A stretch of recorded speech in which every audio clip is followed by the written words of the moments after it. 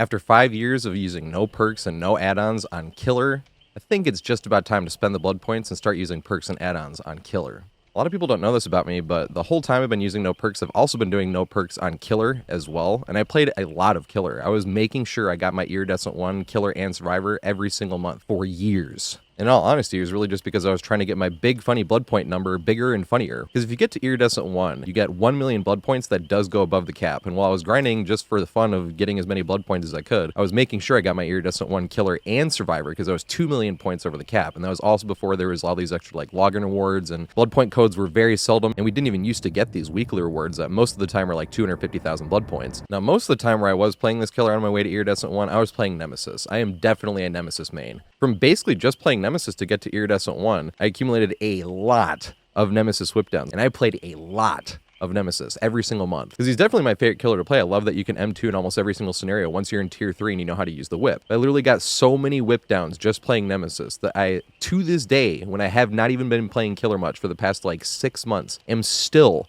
world number 5 with 15,000 whipdowns. Literally world number 5 on a P0 level 1 Nemesis, which means I could use exactly one perk if I wanted to. Most of these perks I buy from the shrine for when I spend the blood points, and I could use 0 add-ons ever in all of those 15,000 whipdowns. If you want to see some gameplay of what used to be world number 2 Nemesis, whip clips at the end of the video. But there is a huge difference between playing no perks Survivor and no perks Killer. And warning, I have a lot of hot takes on DBD. If you play with no perks for 5 years, you're probably going to have a lot of hot takes on DBD. But also, what's life without some hot takes in video games and sports? Neither of those matter, so might as well have some hot takes in them. But Survivor, I never feel at a disadvantage with no perks and no add-ons. It always feels like the only disadvantage is lack of communication. I cannot remember another time where I was playing a game in the past few years on Survivor where the big issue in the game wasn't, I needed this or that perk. It was more, dang, if we're in communications, we could have avoided this whole scenario. Because I know a lot of people talk about Unbreakable can save the entire game, and it really can, especially in solo queue. But most of those scenarios where everybody's getting slugged and Unbreakable to save the game, if we were on communications, we could have saved that anyway. Now, obviously, just because you're on communications doesn't mean every single game is going to go perfectly, but at the same time, every time something goes terribly wrong when I'm playing Survivor, it's not because of lack of perks. It always feels like, dang, if we were communicating, we could have gotten out of this scenario or avoided it completely. That is not the same with Killer. Killer, when you're playing no perks and no add-ons, you really only have 2 styles to play as opposed to Survivors, because Survivor, there's all these different maps and loops you can try against all these different killers that play those loops differently, so it never really runs out of things to try. On Killer, you're chasing the Survivor and letting them lead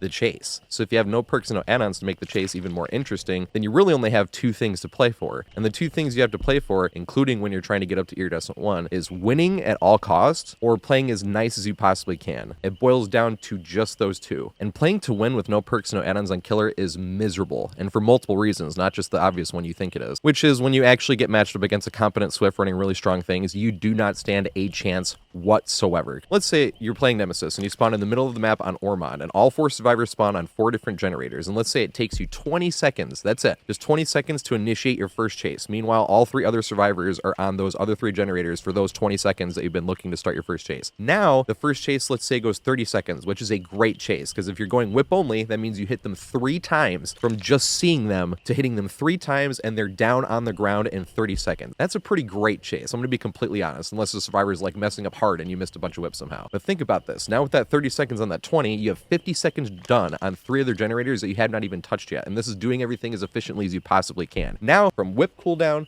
to picking up animation to walking them to the hook to hooking them, let's add like another 15 seconds. Can be more, can be less. Obviously, I'm just thinking about an average from whip cooldown, picking up, walking to hook. 15 seconds-ish, right? There's now 65 seconds done on those 3 other generators that you haven't touched yet. And if there was even progress on that first generator where you chased them off of, you haven't even kicked that one yet. And you're playing Nemesis. So if you don't have a zombie to push them off one of those 3 generators, and after your 30-second first chase, which is pretty good, hooking them, now you're walking across the map as fast as you can, trying to get to one of those 3 generators before they get done. And in all likelihood, you probably won't even get there. If they're being efficient, they will get all 3 generators done, with your first chase being 30 seconds. Now what do? You're going to camp and tunnel? Is that going to solve all your problems? Because it really won't against the Swifts that are running a bunch of strong stuff, and it will against the people that are not Swifts, not running strong stuff. And that's why playing to win gets super miserable, not just because of those scenarios where you cannot win because you're not running anything and they are running stuff, but the fact that even when you do win, it can be super unfulfilling. You have these huge comeback victories, you're like, yeah, we did it. And you look and you can't even see a meta perk and 16 perk slots and all their build. And they're very obviously solo queue. That doesn't feel good. That just feels like I beat up on a bunch of guys that had time for one game after bartending a 16-hour double in Times Square and getting back home to your apartment at 5:30 in the morning, because that was me. So the wins are pretty unfulfilling and the losses are just beyond annoying. It's like, why did I even queue up for this when I didn't stand a chance? But if you're going to incorporate perks and add-ons, there's so many more things you can do besides just playing to win or playing to pip or playing as nice as you possibly can. And playing nice can get really boring too, because if that's your only playstyle is playing nice as opposed to playing to win at any cost, if you're going to play nice, you got to commit to it and play nice, which means you're going to have those games where you keep passing by the same two survivors over and over that are on death hook. You keep looking at them, you keep ignoring them, keep looking at them, and they're doing gens. You're going to lose gens while you're trying to play nice. You're trying to find these other two survivors that are both hiding in separate lockers, trying to be the last survivor to escape, and they're trying to make sure the other survivors die so then they can open the hatch and get out. So you get really, really bored just walking circles around the map looking for that one survivor that's not on death hook yet. And when you've decided to play nice, it sucks to just give up and kill the two survivors that are actually playing, because you really want to kill the two rats that are trying to hide everybody else out. So really, when you're playing with no perks and no add-ons killer, you're stuck between trying to play to win at any cost, which is both unfulfilling or extremely frustrating, or playing nice, which can get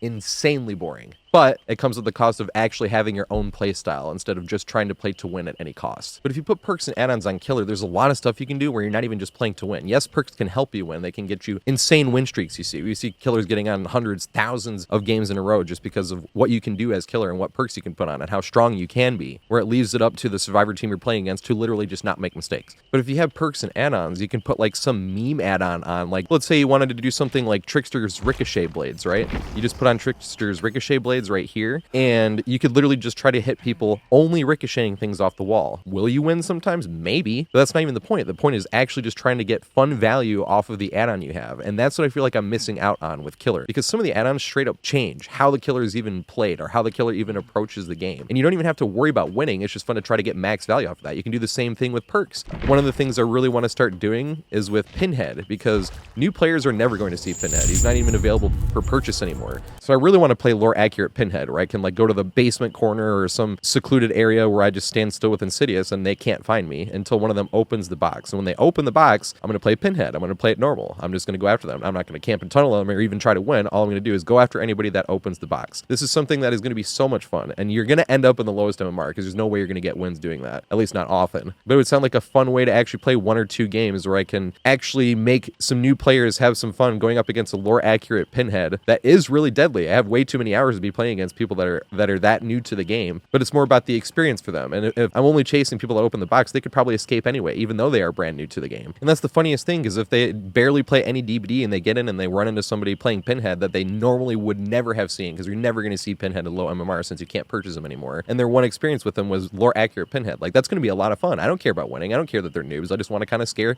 some newer players with a killer that they're never ever going to see. And that's really just breaking the surface. There's so many other things you can do. Chag, where it's just chase hag. You can do chase nurse even, where you're faster when you don't have your one nurse blink and you're trying to down people just by playing the strongest killer in the game at a huge nerf essentially. Like there's a lot of different ways you can have fun without trying to win. But when you're playing no perks and no add-ons killer, you literally only have the two options. Do I play to win, or do I actually have my own playstyle and play nice, which can end up being super, super boring. So after all these years, I really do think it's time to spend the blood points, especially because there's so many other ways to go above the cap that if we wanted to save it for another DLC or something like that, you could do that very easily, especially with how the new tomes work and how those actually go over the cap as well. And you don't have to select one challenge. You just, all of a sudden, I got like 10 million blood points in a few weeks. And it's like, okay, well now we can save it for any DLC we really want. Don't worry though, I still love no perks on Survivor. I have no consideration into starting to run perks on Survivor, specifically because of my connection to it, to real life no perks. You also don't have to worry about if I get way too carried away playing a lot of these killers that I've literally never spent any blood points on and used any perks or add-ons on. I have about 7,000 games saved on an 8 terabyte hard drive, and those are full Survivor games played. This is also what I mean when I say I can make a guide for any tile or any even complete map with multiple examples for any tile on any map in the game. That's a good thing. If I get carried away playing too much killer with the amount of time I have to play balancing work and play life, then I still will be able to make as many Survivor videos as I possibly could. I could make a Survivor video every single week for years without even playing a single another Survivor game, to be completely honest. Now, I still love Survivor more. I'm always going to be a Survivor main. Greeting a pallet is my favorite thing in the entire game, because getting chased by the killer feels like you're getting yelled at for starting trouble in grade school with your friends and you're like being scandalous and naughty,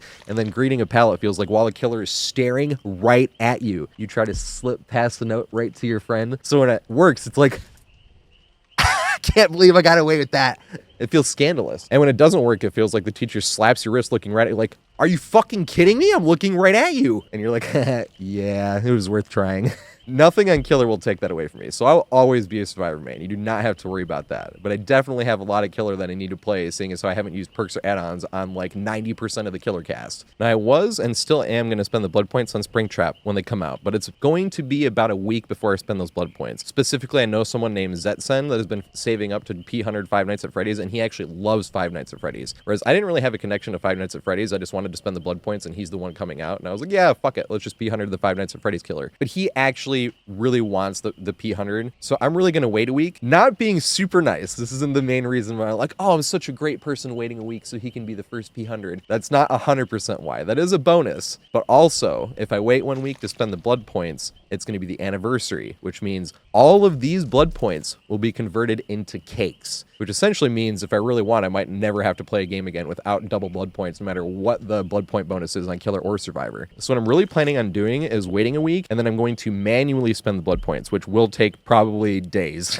It's going to take forever to spend 150 million blood points manually, but I want to make sure I can get as many cakes as possible. And we're going to spend as many blood points as we can to get Springtrap to P100 that first, second, and maybe even third day of the anniversary, depending how long it takes. And then the rest of the blood points I'm going to spend, I am actually going to spend on Survivor. On Aurella specifically. She's the newest Survivor, and I can get all the perks if I want. This is for one specific reason, because I really like playing no perks on Survivor. I will for the rest of the time I play DBD. I will always love no perks on Survivor, because just like greeting a pal, it feels extra scandalous doing a lot of things good, and you're like, I didn't even have anything. Like, you don't need anything on Survivor. You really don't. But I feel like I don't have anything to offer for when people are subscribing or specifically gifting subscriptions. If you were around earlier on, I used to tap dance on stream. I used to be a great tap dancer, and when people would spend their hard-earned money and I'm just sitting here playing video games, I wanted to do something for them, so I put on my tap shoes and give them a little show. Multiple videos of that in the description. But I hurt my foot and I can't tap dance anymore. But I hurt my foot and I actually can't tap dance anymore. And ever since then, it's made me feel a little bit guilty when people are gifting subscriptions. It feels like I don't have anything to offer. Now I can play Killer too, whatever Killer you want me to play, but on Survivor, if I'm playing Survivor and they want me to do something, I feel like I can actually have something to offer. So if people are gifting like 5 subscriptions or something like that, I can be like, hey, what build do you want me to run? Because I literally do not have anything else to offer, and it feels bad when people are spending their hard-earned money and I have nothing to offer except for a thanks, you know? So after we get Springtrap to P100, I'm going to dump the rest of these blood points into Aurella, and when people are gifting subscriptions or something like that or cheering a lot of bits,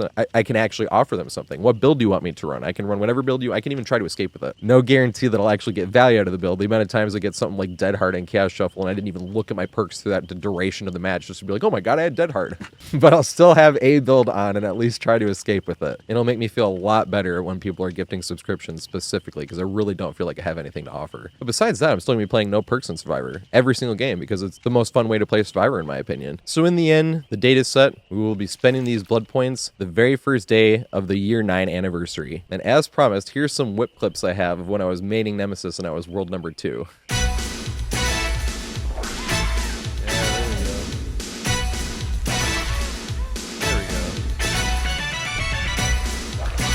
There we go.